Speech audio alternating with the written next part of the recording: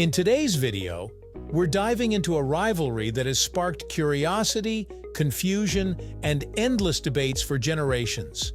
Two ancient giants that look so similar, most people just throw their hands up and call them the same thing. But they're not even close. One lurks in murky swamps with a cool, calm confidence, and the other patrols rivers and coastlines like a prehistoric heavyweight with attitude. Today, we're breaking down the ultimate matchup, alligator versus crocodile.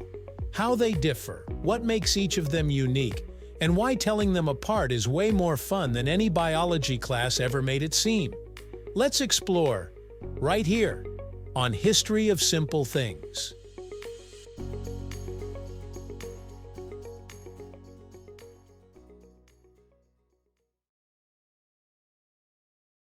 Let's start with the basics, the face. Because when it comes to telling these two apart, the snout is your first clue. Alligators have that iconic U-shaped snout, wide and rounded like they were designed to break open turtles and crunch through anything with a shell. It's like nature gave them the perfect tool for a very specific job. Meanwhile, crocodiles show up with a V-shaped snout, long and pointier, almost like their face is narrowing into a stealthy spear. That shape isn't random. It makes them excellent fish hunters, cutting through water with less resistance. So if you're ever face-to-face with one, hopefully not by accident, check the nose. Round and broad means alligator. Sharp and tapered means crocodile. Assuming you have time to look, of course. But what about the smile? That's where things get even more interesting. Alligators, when their jaws are closed, hide most of their teeth. You'll barely see anything poking out. Crocodiles, on the other hand, flash you their entire dental nightmare. Their upper and lower teeth interlock outside the jaw, giving them a permanent "I'm watching you" grin. It's not exactly comforting, but it's definitely memorable. Now that we've got the facial ID sorted, let's talk location. These two reptiles have very different ideas of what a perfect neighborhood looks like. Alligators prefer fresh water, swamps, lakes, marshes, rivers, basically any place you'd expect mosquitoes the size of helicopters. You'll find most of them in the United States and China, with Florida and Louisiana being prime alligator territory. Crocodiles, however, are the adventurous type. They can live in freshwater and saltwater, thanks to special salt glands in their mouths that help expel excess salt. That's why you'll see them along coastlines, estuaries, rivers, lagoons, you name it. They roam across Africa, Australia, Southeast Asia, and parts of the Americas. They're basically the globetrotters of the reptile world. Speaking of travel, let's talk temperament. You've probably heard people say crocs are more aggressive, and honestly, that reputation didn't come from nowhere. Crocodiles are known to be more territorial, more reactive, and more likely to see a large animal as potential food. Alligators, while still dangerous, don't let the rounded snout fool you, generally prefer to avoid humans. They're not exactly cuddly, but they're far less likely to treat you like an appetizer. This leads us to size, because yes, in the animal kingdom, size absolutely matters. Alligators usually grow between 10 to 14 feet. Large, powerful, and impressive? Absolutely. But crocodiles often take the crown here. Some species can reach over 20 feet in length, especially saltwater crocodiles, which are practically dinosaurs with better dental insurance. If you're imagining a creature longer than a pickup truck, you're not far off. Now, let's explore how these reptiles live their day-to-day lives. Alligators, for example, are incredible ecosystem architects. When their environments dry up, they dig out gator holes. deep pockets of water that serve as miniature ponds. These holes end up saving countless fish, birds, and mammals during droughts.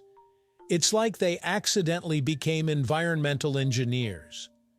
Crocodiles, on the other hand, are masters of strategic ambush. They wait silently near the edge of the water, eyes barely showing, listening for the faintest splash. Once something makes the mistake of leaning too close, boom, game over. Their explosive power is unmatched. Both alligators and crocodiles share a remarkable evolutionary story. They've been around for more than 200 million years, surviving mass extinctions, drastic climate changes, and the rise and fall of species that never stood a chance. In a world where other giants disappeared forever, these two kept going. That alone earns them superhero status. But despite their similarities, their parenting styles differ in surprising ways. Both are protective parents, far more than people expect from reptiles. But crocodile mothers are known to be fiercely territorial around their nests. Alligator moms are gentler but still attentive, guarding their babies for up to a year. Imagine being a tiny hatchling and knowing your mom is a living tank. Not a bad deal.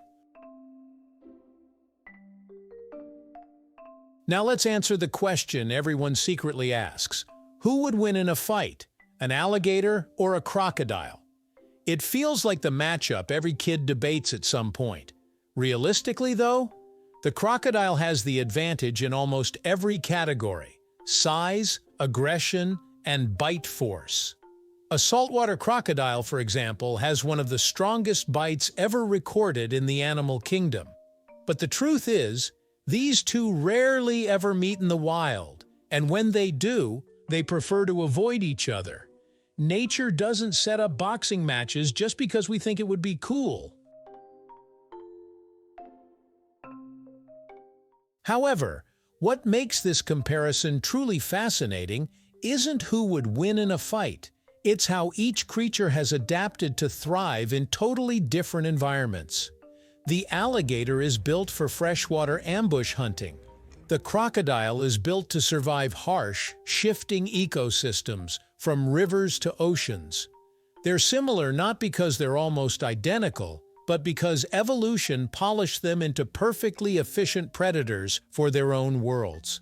So the next time someone says, "Aren't they basically the same thing?" you can confidently say, absolutely not.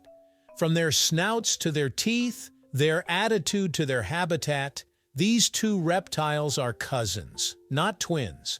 And that tiny distinction is what makes their story so fascinating. Thank you for watching. If you have suggestions for our next video, feel free to share them in the comments below. We'll be sure to give you an acknowledgement for your contribution.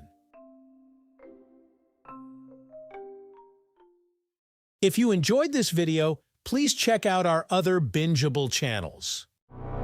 Thank you for joining us on this journey through the history of simple things. Don't forget to like, subscribe, and stay tuned for more stories woven through the smallest details.